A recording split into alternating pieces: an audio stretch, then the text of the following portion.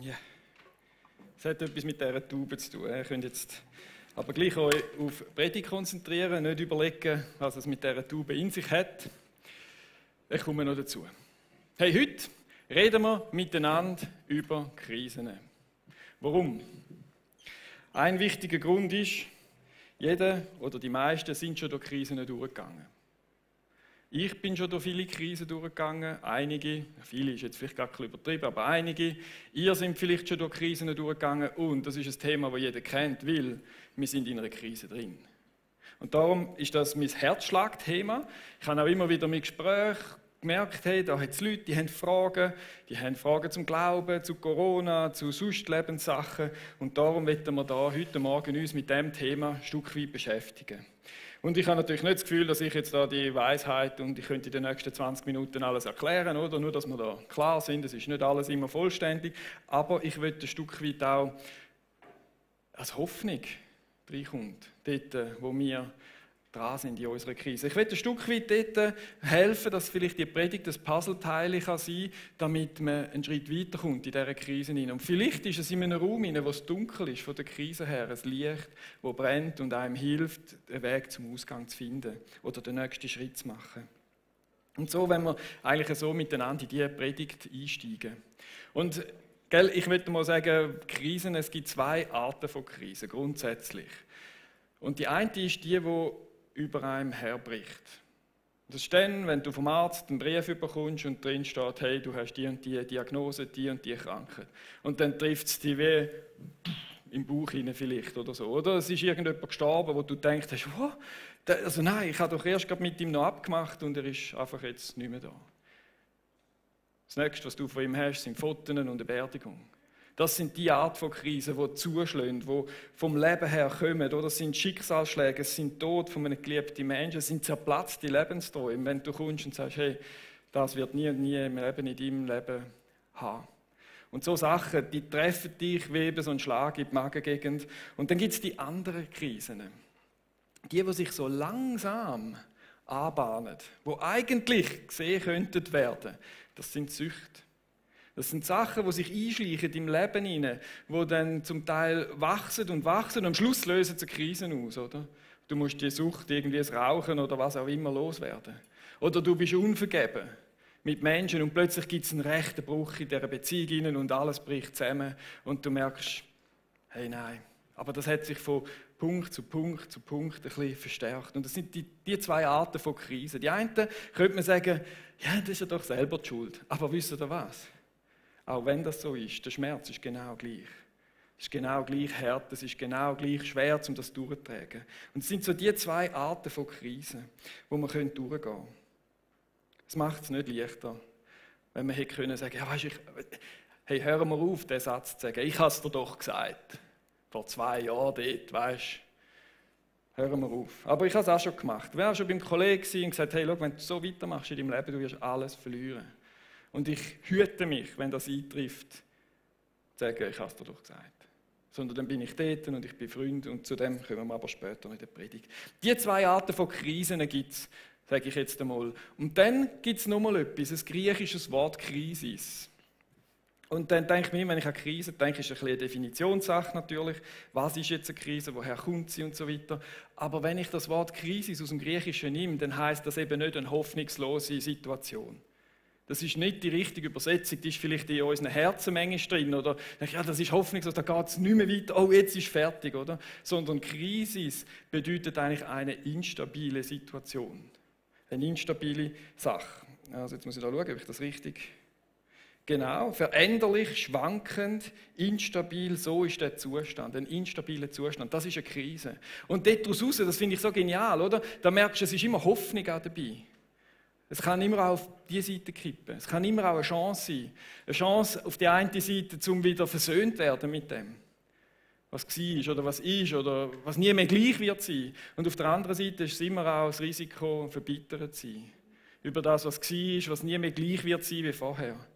Und das ist Das ist das, wo ich hoffe, dass die Predigt heute Morgen ein Stück weit kann in die Richtung kippen, ein bisschen helfen, in die Richtung kippen, um zu sagen, hey, ja, ich will mich versöhnen mit dem, wo war. Ich will nicht mehr der gleiche sein, das ist schon klar, aber ich will mich versöhnen mit dem und nicht verbittern über diese Sache. Und da möchte ich ganz kurz beten dafür. Jesus Christus, du siehst, was jetzt alles noch kommt in dieser Predigt und so, und ich möchte dich einfach bitten, dass die Predigt kann jedem du kannst jedem die so übersetzen, dass es zur Hoffnung dient.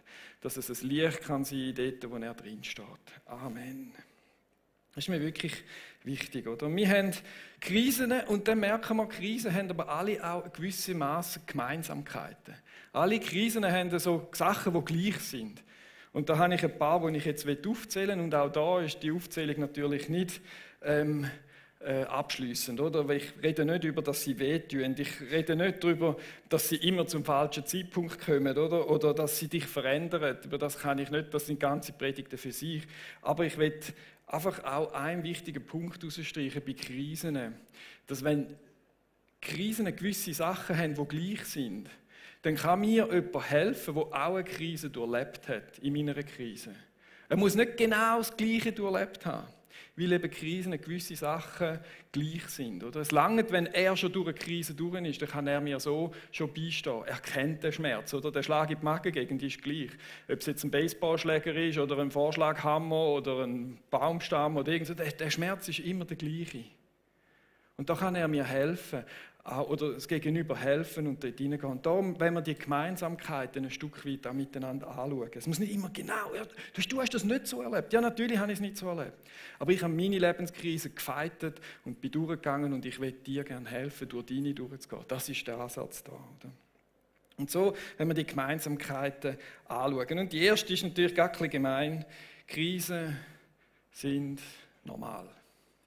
Das ist eine Gemeinsamkeit, die alle haben. Oder? Sie sind einfach normal, sie kommen, sie sind da und ich bin sogar so frech, ich gehe so weit, dass ich sage, die einen von uns, die da rein sind oder die zuschauen im Livestream, die sind in einer Krise drin. Das ist so. Die einen haben aber gar Krise hinter sich, das sind die anderen 30% vielleicht, oder? Und die anderen 30% sind die auf dem Weg in eine Krise sind. Das ist einfach so. Krisen sind normal. Ich meine, nur schon, wenn ich im Stau stehe, habe ich eine Krise. Aber dazu kommen wir auch noch, oder? Aber dann merken wir, Krisen sind so etwas Normales. Und wenn wir in die Geschichte hineingehen, oder, dann merken wir, da ist eine Krise, da ist eine Krise, da ist eine Krise, da ist eine Krise. Wenn wir in die Bibel hineinschauen, oder, der hat eine Krise. Da. Ich meine, der Noah, der ist mir gerade so aufgekumpelt. Oder? Ich meine, der ist mit seinem Bötli alles überstanden und dann kommt er an und was steht über ihn? Er pflanzt einen Weinberg und betrinkt sich. Ich meine, ich weiss, ich will jetzt nicht da etwas drinnen interpretieren, aber es könnte schon sein, oder? Dass wenn du als einziger Überlebender bist und alle anderen sind gestorben und du hast nur noch deine Familie, ich meine, die sind ja alle lieb und nett, aber vielleicht ist das schon eine Krise gewesen. Und er hat ein bisschen Alkohol gebraucht, um das ein bisschen, das ist keine Lösung, es hilft aber kurzfristig manchmal, oder? Dann haben wir den Mose. Mose voller Emotionen, oder? Schlägt er einen Ägypter ab und nachher kommt eine Krise, eine ganz lange Krise, über Jahre, wo er in die Wüste flüchtet, wo er abhaut, oder? Wo ihm seine Kollegen sagen, ja und jetzt willst du mich auch noch abhauen, oder du Emotionale, oder? Wo er wieder mal ausgeflippt ist. Über das Unrecht ist eigentlich gut, über so etwas auszuflippen, aber gleich zu weit gegangen und nachher hat es eine Krise zur Folge gehabt. Oder wir schauen den Josef, ich meine, unschuldig im Knast 2 Jahre, da kannst du mir jetzt schon nicht, der hat nicht immer Kumbaya, Melodie, oder? Das war eine Krise gewesen. Versteht ihr? Das war eine Krise gewesen, das ist im Ernst. Und dann haben die 2, die er Träume deutet haben, haben noch vergessen. Man, hören wir auf, das war eine riesige Krise gewesen, oder? Und dann haben wir den Daniel in der Löwengrube, wir haben den Hiob und wir haben sogar Jesus Christus, der Krisen geschoben hat. Krisen sind normal, die gehören zum Leben, sie sind drin. Wir haben einfach vielleicht in unserer Bling-Bling-Welt ein bisschen vergessen, über Krisen zu reden. Wir haben ein bisschen vergessen, einander zu unterstützen, einander da zu gehen und zu tragen und so. Das haben wir vielleicht ein Stück weit verlernt, wie es uns allen so gut geht. Und jetzt haben wir Corona und es ist schon wow, oder? Jetzt müssen wir wieder schauen miteinander und tragen und das neu lernen, neu auf das zugehen. Das ist so das eine. Und wisst ihr, was noch eine Gemeinsamkeit ist bei Krisen? Krisen gehen vorbei. Sie gehen vorbei. Ich sage nicht in 5 Minuten, aber sie gehen vorbei.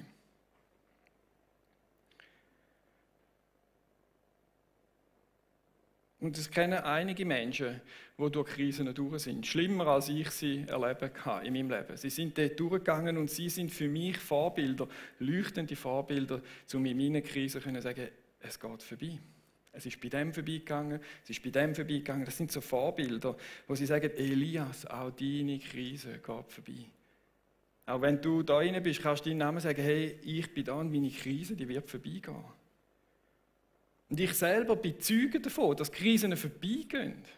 Ich bin ein Zeuge davon. Ich weiss, wenn ein älterer Teil früher stirbt, das ist eine Krise, aber sie geht vorbei und sie ist eigentlich meisterbar. Wenn ein Familientraum zerplatzt, der Kindertraum zerplatzt, kann ich Zeuge sein, Miriam auch, die Krise geht vorbei. Es ist nicht mehr so schlimm, es ist nicht mehr der Schmerz immer. Und wenn zum Beispiel Glaubenskrisen durchgehen, ich meine, ich bin jetzt so 46 oder so, Midlife-Crisis ist für mich nicht mehr irgendwie ein Fremdwort, oder, sondern ich weiß, wie das ist. Und ich bin durchgegangen und ich weiß, an die geht vorbei. Die kommt vielleicht, schleicht sich wieder an und so, das lassen wir, oder? Oder wenn Schwermut über dein Leben kommt, Gedanken, wo du sagst, ich bin nichts, ich kann nicht, ich kenne das. Das sind Krisen, die tief hineingehen. Aber ich kann euch als Zeuge da vorne sagen, es geht vorbei. Aber ich muss auch sagen, nach diesen Krisen bist du nicht mehr der gleiche. Es ist nicht mehr wie vorher. Es ist anders. Du hast vielleicht eine Narbe oder du hast einen Schmerz, wo du weißt, wie er ist und so. Das tut etwas verändern.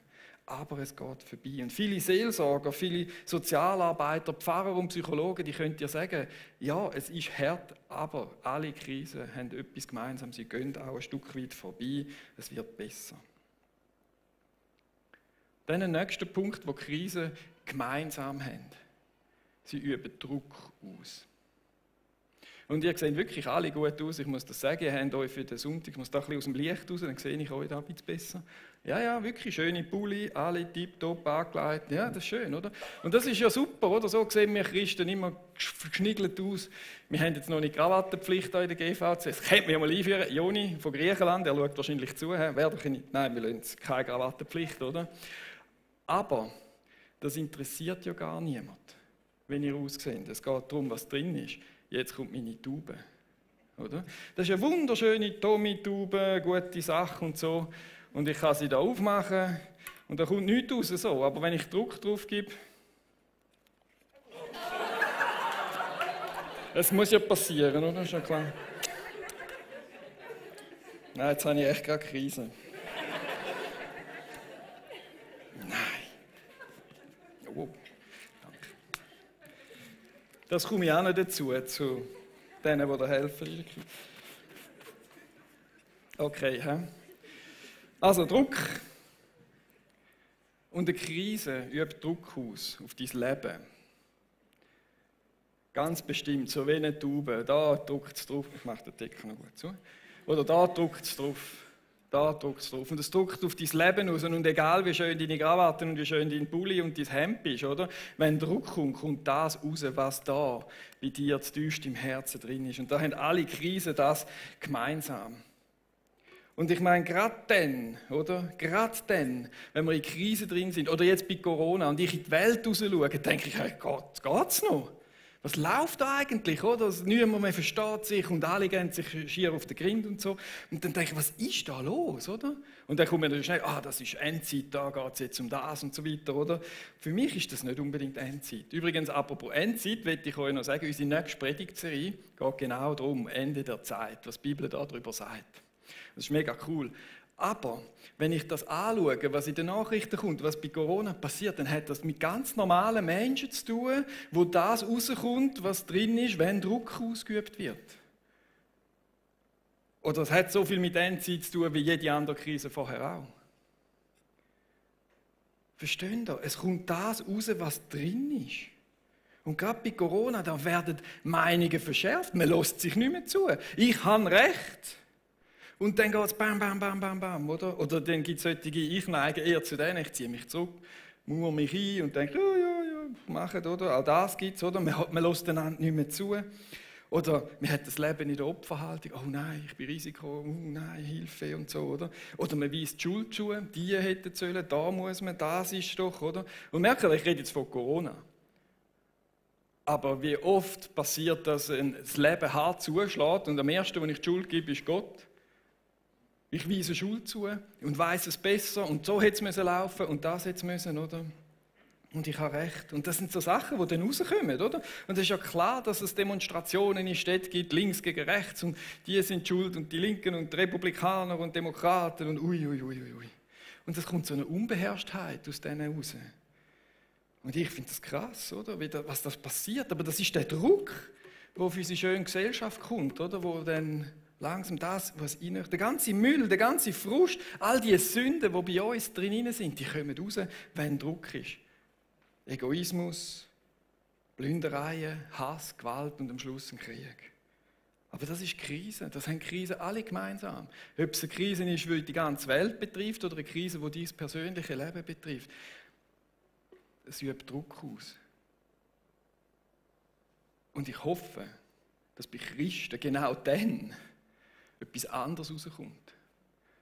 Nämlich die Liebe. Dass bei Christen, wenn sie Druck bekommen, kommt auch das raus, was drin ist.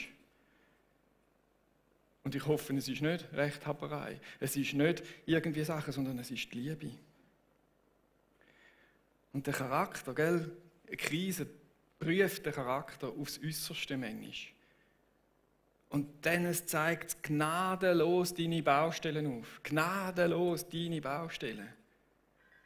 Und nur schon, eben, ich habe gesagt, wenn ich im Stau stehe, das ist wirklich eine Krise, weil ich habe einen guten Motor, ein schönes Auto und ich muss im Stau stehen. Und schon geht es los, oder? Und wer ist die Schuld und warum? Und der Double dort vorne, sollte doch mal, warum fährt er nicht und so weiter. Und ich bin ein Christ und es kommt genau das raus, was ich in der Welt gesehen habe, oder? Ist das nicht tragisch? Es zeigt dir auf, wo deine Charakterbaustellen sind, wenn Druck auf dein Leben ausgeübt wird. Puh. Aber was hilft denn? Was hilft? Was hilft die Krise? Das ist ja die grosse Frage. Jetzt haben wir das ein bisschen angeschaut, aber was hilft?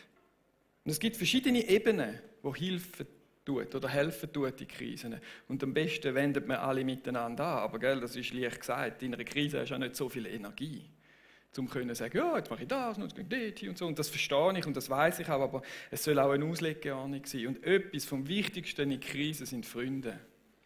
Und die helfen. Wenn ich wieder irgendwo verkrümelt in meiner Opferrolle mich zurückziehe, weil eigentlich eine Krise ist oder eigentlich müsste jemand da stehen und für sich gehen, oder dann kommen die Freunde und sagen, hey, komm raus. Komm, ich helfe dir, komm mit dir einen Schritt und ich mache mal Licht in deinem Zimmer rein. Ich bete für dich, ich gehe den Weg mit dir. Das sind Freunde. Die tun einem so gut. Und ich meine, nur schon der Mose und der Aaron und der Hur, oder? Die haben eine Krise gehabt, nämlich Amalek, der gekämpft hat, oder? Hinten rein. Von hinten sind die gekommen, haben die zuhinterst im Zug gelaufen sind, haben die angegriffen, das sind die Frauen und die Alten, die von hinten sind, oder? Und dann hat Gott gesagt, hey, Mose, geh auf den Berg rauf und heb deine Hände auf, solange du die Hände oben hast, werde ich siegen. Und er hat es alleine nicht geschafft. Der hat den Aaron gebraucht und den Hur, die ihm die Hände aufgestützt haben, oder? Und dann ist der Sieg errungen worden. Und genau so ist das ein gutes Bild, um zu sagen, yes, ich und meine Freunde, wir schaffen meine Krise. Und das ist so wichtig. Wenn du Opfer bist, wenn du dich zurückziehst, oder sagt dir wieder einmal, hey, komm ein bisschen oben runter. Ich meine, mein Bruder ist genial, oder? Er ist so ein aufbrausender, guter Typ, wirklich, oder? Und er kann sich extrem in etwas hineinsteigern. Und wenn wir einmal Diskussionen haben, dann muss ich sagen, hey, komm ein bisschen runter, ist alles in Ordnung, hey, jetzt reden wir doch wieder, oder? Und das sind Freunde. Oder vielleicht eben Brüder, die da helfen, wieder ein bisschen Dampf ablassen. Oder vielleicht ist es auch gut, wenn ich einmal mein Schwert von den Argumenten mit dir wetzen kann, oder? Mit einem guten Freund. Und gerade bei den Kirchen, da gibt es zum Teil Leute, die kommen, also nicht jetzt ihr Anwesende ausgeschlossen, oder? Aber das ist so gut. Da hast du eine super Idee als Pastor, oder? Stell dir mal vor, ja, so und so könnten wir jetzt das machen und so. Dann kommt der vorbei und ist ein guter Freund, weißt du, ist jetzt gar nicht irgendwie zum sagen, so nicht, oder? Aber der kommt und hat ganz eine andere Idee wie du. Quasi so. Und dann geht es los. Und es wäre doch schon viel schöner, wenn alle gleicher Meinung wären, oder? Aber nein, wir schleifen uns, oder? Und ich kann sagen, okay, Kompromiss so, und dann kann man miteinander in die gleiche Richtung gehen. Und darum ist es so gut, sind wir zu dritten im Büro. Weil ich würde so, oder? Der Joni würde so, die Steffi so, meistens hat die Steffi recht, oder? Ja. Oder? Genau. Oh, sie schaut zu, hey.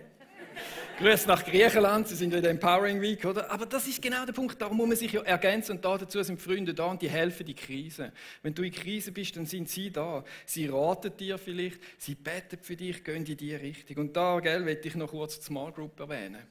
Und die Small Group ist eben so eine gute Gruppe, weil dort alles drin hat.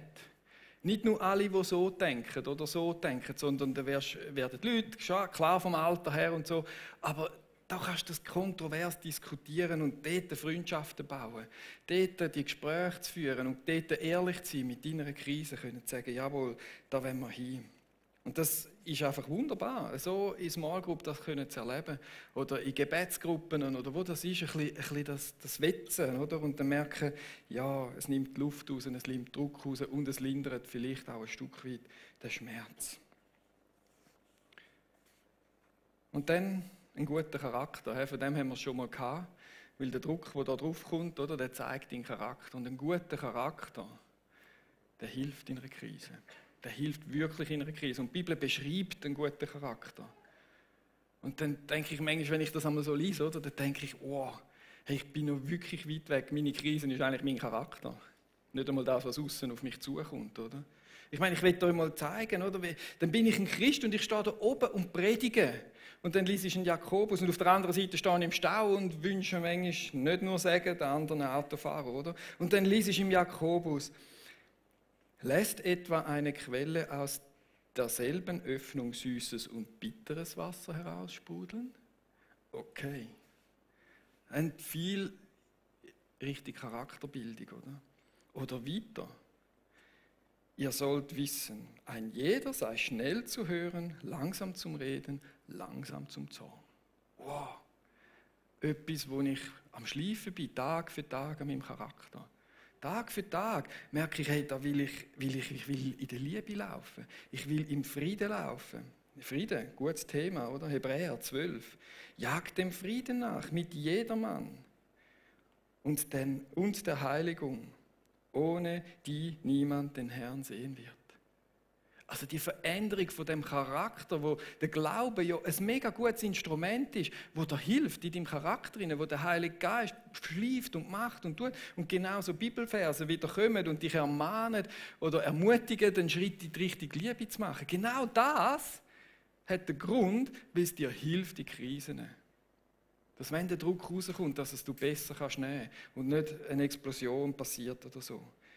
Oder dann im Korinther, warum lasst ihr euch nicht lieber Unrecht tun? Warum lasst ihr euch nicht lieber übervorteilen? Da geht es um, da sind es vor Gericht, oder? Christen untereinander. Und dann sagt er dort, hey, lasst euch doch übervorteilen. Gott ist ja euer Versorger. Da merkst du, er hat ganz einen anderen Blick als mir, wo ich kämpfe um jeden Quadratmeter bei mir oder was auch immer, um jeden Stutz.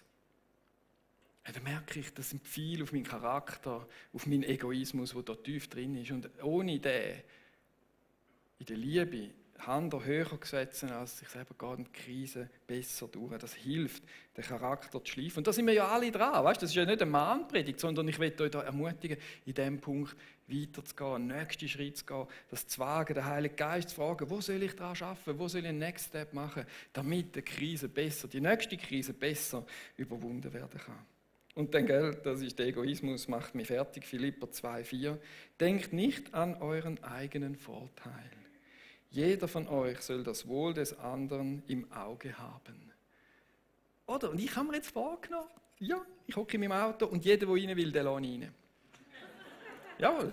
Ich meine, das sind blöde Beispiele, aber gleich irgendwie, es schult meinen Charakter, wenn einer da steht und, weißt du, wie heisst es? Feraldorf. Ich meine, was ist das für ein Verkehr, den du durchfährst, oder? Und dann kommen sie von da und du weißt genau, oder? Der ist vorne beim Bahnhof abgebogen, vorne durch und will jetzt da reindrängen, oder? Und denkst, ja, dich lasse ich sicher. Nein, ja, komm hin. Oder? Und das ist die Charakterschulung. Da hat es vielleicht kleine Aufgaben auch in deinem Leben drin, oder? Wo du kannst sagen, ja, da gehe ich durch, damit dein Charakter wächst. Und wenn du jetzt zu denen gehörst, die in keiner Krise sind, trotzdem weitermachen, weil die nächste Krise wird für dich ringer übergehen, wenn dein Charakter gestärkt ist, wenn du parat bist. Es ist wie wenn du Mauern gebaut hast und der Fink kommt, oder? Es ist besser, als wenn du noch eine Baustelle hast. Da parat sein und dort hingehen. Jetzt wollen wir noch kurz miteinander ein Stückchen reinschauen, wie die Bibel mit Krisen umgeht oder was die Bibel so für Empfehlungen hat. Wenn die Krise doch eine instabile Zeit ist, wer sucht man denn? Oder was? Es ist Stabilität. Jemand, der dir Halt gibt, jemand, der dir Sicherheit gibt, jemand, der Antworten gibt. Und wo finden wir das? Bei Jesus Christus. Weil er ist das Fundament, oder er ist der Eckstein vom Haus. Das Fundament des Hauses, in das sie eingeführt sind, also die Kirche, also das Reich Gottes, das sind die Apostel und Propheten gewesen. Die haben es vorausgesagt, die haben nachher die erste Gemeinde gegründet und so weiter. Aber der Eckstein, der unerschütterlich ist, das ist Jesus Christus. Und darum, je härter die Krise ist, je härter das alles ist, je eher haben wir den Blick aufs Kreuz. Haben wir den Blick auf Jesus Christus. Er rückt immer mehr ins Zentrum. Nicht ich soll ins Zentrum schauen oder mich um mich kümmern, sondern um Jesus Christus hinzugehen. Weil wenn ich meine Sorgen zu ihm, dann sorgt er für mich. Und dass der Deal, dass die Bibelstelle in Erfüllung geht, müssen wir immer mehr auf das hinschauen, immer mehr dort hingehen, dass er das Zentrum ist, oder? Und ich weiss, der Vers hat jetzt nicht direkt mit Krisen zu tun, oder? Da steht es nicht, wenn du Krisen hast, dann, oder? Aber es ist so, das zeigt so auf, Jesus Christus ist Dreh- und Angelpunkt von der ganzen Geschichte, von dieser Weltgeschichte. Und dort finden wir Hilfe in jeder Krise. Dort kann man dann hingehen. Und dann nun nehmen wir mal den Namen Jahwe Roi. Der Herr, dein Hirt. Oder man kann es auch anders übersetzen, ein besonderer Gefährte. Oder dass, wenn Gott sich als besonderer Gefährte gerade in Krisen zeigt, oder so in diese Richtung geht. Das kommt übrigens nur einmal vor. Oder? Also wir können jetzt nicht gerade so, Jesus ist immer mein Freund und so weiter oder mein Hirt und so. Es hat auch nichts mit einer Party zu tun. Oder? Das kommt im Psalm 23 vor. Und dort geht es durchs dunkle Tal. Und dort sitzen in diesem Psalm sitzen die Finden an dem Tisch. Versteht ihr? Es ist nicht ein Partypsalm. Natürlich hat es am Anfang so grüne Auen, frisches Wasser, auch das. Aber es geht durch ein tiefes Tal. Und dann zeigt er sich als besonderer Gefährte. Jesus Christus oder der Gott, den wir kennen, der dreieinige Gott, als besonderer Gefährte. Und er deckt dir den Tisch im Angesicht deiner Feinde. Die hocken mit dir da. Mögen es dir nicht gönnen.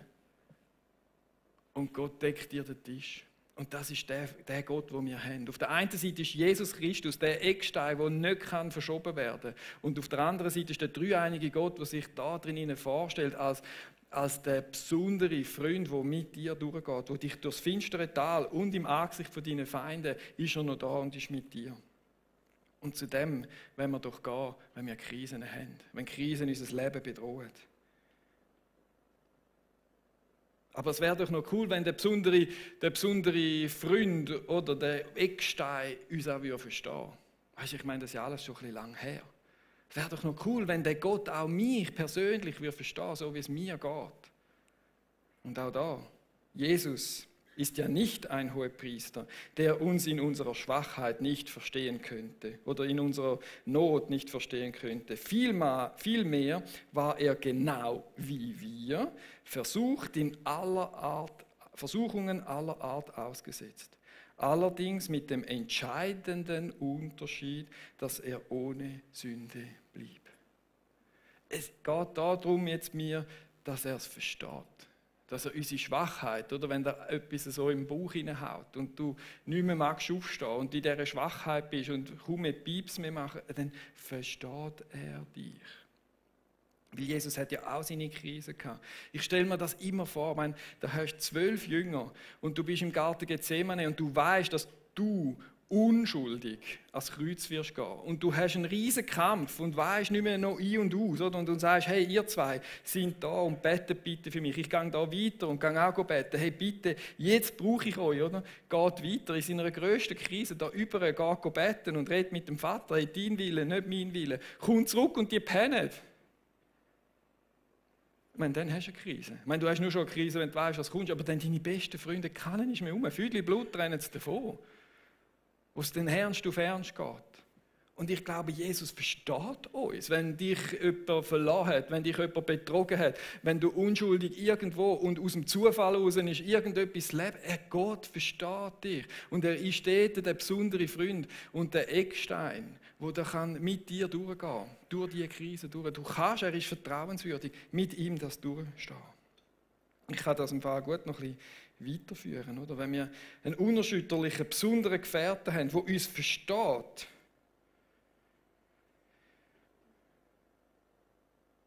dann wäre es doch cool, wenn er uns auch frei machen könnte. Wäre doch noch etwas, oder? So ein Punkt mehr.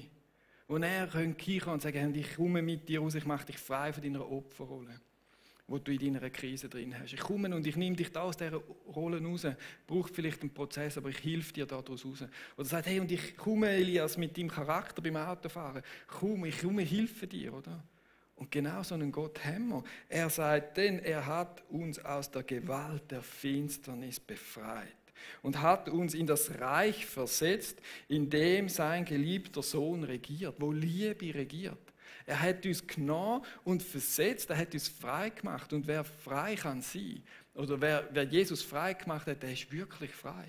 Also wir haben einen unerschütterlichen Fels, wir haben einen besonderen Begleiter in tiefer Not, wir haben auswendig ist genau, jemand, der uns versteht. Und dann haben wir einen Gott, der uns frei macht. Ich weiß nicht, was du von dem brauchst, aber das kann er und das will er und das darf er vielleicht, wenn du willst. Und da können wir Krisen vom Biblischen her ein Stück weit bewältigen. Ein Stück weit Erleichterung schaffen, wenn wir so einen Gott mit so jemandem unterwegs sind, oder? Er hat uns befreit und kann da weitergehen. Soll ich noch ein bisschen weitermachen mit dem Spiel? Ich meine wirklich, ihr könnt mal die Bibel lesen. Weil wenn Gott vorgestellt wird, es geht noch weiter, oder? Wenn wir einen unerschütterlichen Gott haben, besondere Gefährte ist, der uns durchtreibt, wenn er uns von Finsternis befreit und uns versteht, kann er uns dann auch die Last abnehmen. Yes, kann er.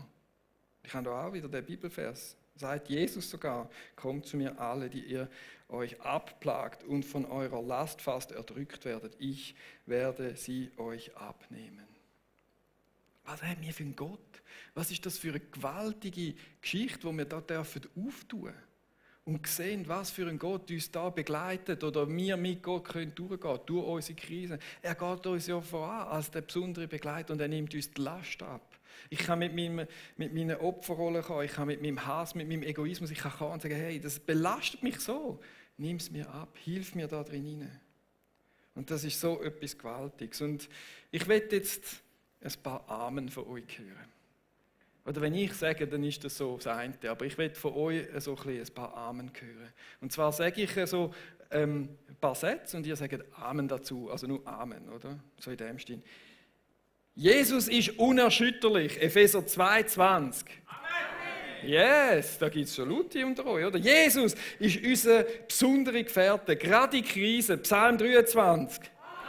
Yes, ja, geht doch, das ist ja cool. Jesus versteht unsere Bedrängnis und unsere Schwachheit. Hebräer 4,15. Yes, Jesus macht uns frei. Kolosser 1,13. Jesus nimmt uns unsere Last ab. Matthäus 11,28. Amen, Amen. Wow, Jesus ist der höchste Name in Himmel und Erde. Er ist das Zentrum der Geschichte. Er ist der Sohn Gottes, der auf dem Ehrenplatz sitzt. Amen. Genau. Und er vergisst dich nicht.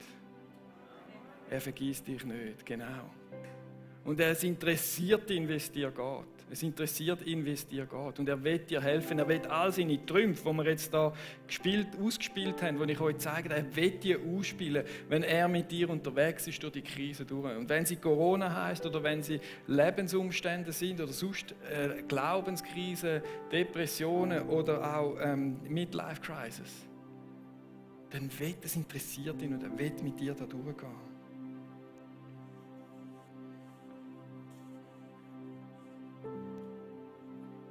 Und ein Vers ist der mich dann so ein bisschen, muss sagen, genau. Das heißt, nähert euch Gott und er wird sich euch nähern. Reinigt eure Hände vor Schuld, ihr Sünder. Gebt eure Herzen Gott hin, ihr Unentschlossenen. Und das ist so der Appell an uns. Ich habe euch Gott vorgestellt, hey. Ich habe euch Jesus Christus vorgestellt. Er will und er kann. Und jetzt ist der Ball ein Stück weit auch bei uns. Nähert euch Gott. Bekennen wir das, was wir falsch gemacht haben. Ich meine, ich habe so viele Krisen in ihnen. Wenn der Druck wieder kommt, wieder geschumpfen und gemacht und tun und Und vielleicht gibt es Sachen, wo du heute ans Kreuz bringen kannst. Du kannst sagen, ja, falsch reagiert. Ich will jetzt aber von dir, Gott. Ich will deine Hilfe da drin annehmen. Und so nähert euch Gott und er wird sich, nicht vielleicht, er wird sich euch nähern und in die Hilfe hineinkommen. Und klar helfen Beziehungen und Freunde, das ist wichtig. Und klar hilft sie unseren Krisen, einen guten Charakter zu haben, das zu schulen. Klar helfen auch externe Leute, Seelsorger und Psychologen, Psychiater, die können helfen, beraten so. Aber gleichzeitig und vor allem, wenn wir zu unserem Herr und Erlöser Jesus Christus gehen, zu unserem Herr und König gehen. Und vielleicht fehlt dir auch die Energie dazu, gell? Das verstehe ich auch. Und dann brauchst du wieder Freunde, die dich mithelfen, tragen, die zu dir kommen, die den Weg mit dir gehen. Und da will ich einfach auch gerade beten für die Menschen, die in Krise sind und keine Energie mehr haben. Jesus Christus, ich danke dir, dass du der Gott bist, der uns kennt und liebt und führst in Gott. Und wenn du siehst Menschen, die da in Krisen hinein sind, die so fest geschlagen sind oder so fest bedrückt sind, dass sie eigentlich gar nicht mehr können. Und da gehst du bei ihnen vorbei. Dort, wenn wir auch diesen Vers nehmen und sagen, du kommst zu uns, du knickst nicht, sondern du bist barmherzig und gehst den Weg. Ich danke dir, Herr, und bitte dich, dass auch diese Menschen Energie heute bekommen können und das Gebet sprechen zu dir. Wenn sie vielleicht schon lange kein Gebet mehr gesprochen haben, wenn sie vielleicht zornig sind, dass sie das überwinden können, dass sie die Kraft haben können, zu dir kommen. Und dann mit dir den Rest der Krise durchstehen. In Jesu Namen. Der Zugang ist offen, meine Damen und Herren. Der Zugang ist offen zum Himmel, zu aller Hilfe, die wir brauchen. Und Jesus hat durch den Tod und durch seine Auferstehung bewiesen, dass er die Macht hat, dir kann helfen und über den Tod steht. Und so gibt es vielleicht heute Morgen Sachen, wo du sagst, hey, und das will ich nochmal vor das Kreuz bringen, das will ich jetzt nochmal gehen, das ist noch etwas zwischendrin, was einfach nicht stimmt. Und für das haben wir ja da das Kreuz. Ich kann mir hergehen und sagen, hey, das tut mir leid und ich will mich dir nähern und ich will mit dir den Weg gehen. Vielleicht ist da etwas, oder, wo wir noch wettet. Aber grundsätzlich, wenn wir uns an Gottes Liebe erinnern, an Jesus Christus, seine Liebe, wo er sein Leben gegeben hat.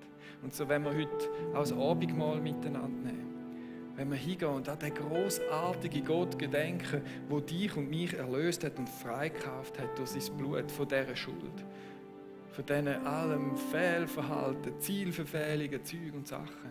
Und dann, wenn wir an ihn gedenken, in sein Blut, wäscht uns rein. In Krisen oder in guten Zeiten, es ist einfach unwiderrufbar. Er hat seine Liebe gezeigt in Jesus Christus. Und so, wenn wir zusammen das Abendmahl nehmen, es hat da einen Tisch, da hinten einen Tisch, da im Ecken einen Tisch und da einen. Und es wird bei jedem Tisch wird eine Person dort sein, die dir das Abendmahl gibt, also das Becherli und auch das Brot. Und dann kannst du wieder am Platz gehen und das Abendmahl nehmen wir dann am Platz. Nicht miteinander, aber am Platz nehmen. Und bitte habt Masken an, wenn ihr geht und nicht unbedingt genug so mega lange Schlangen und nicht zu nahe. Ihr wisst, es ist halt immer noch die Corona-Massnahmen. Aber das lassen wir uns nicht ablenken. Das habe ich übrigens auch mega cool gefunden. Heute im Worship ist mir so, ich habe mir gar nicht mehr gemerkt, dass ich eine Maske habe. Es war so ein cooler Worship, so ein gutes Miteinander. Danke euch fürs Mitmachen da drinnen und fürs Maskentragen. Und das wollen wir auch jetzt beim Abendmahl machen. Ja, und ich will noch beten fürs Abendmahl. Und ihr dürft aufstehen, wir gehen dann auch miteinander in den Worship rein. Jesus Christus, so gut, können wir Krisen mit dir meistern. Und hast du die grösste Krise von uns, die Schuld und die Sünde, die hast du schon für uns gemeistert.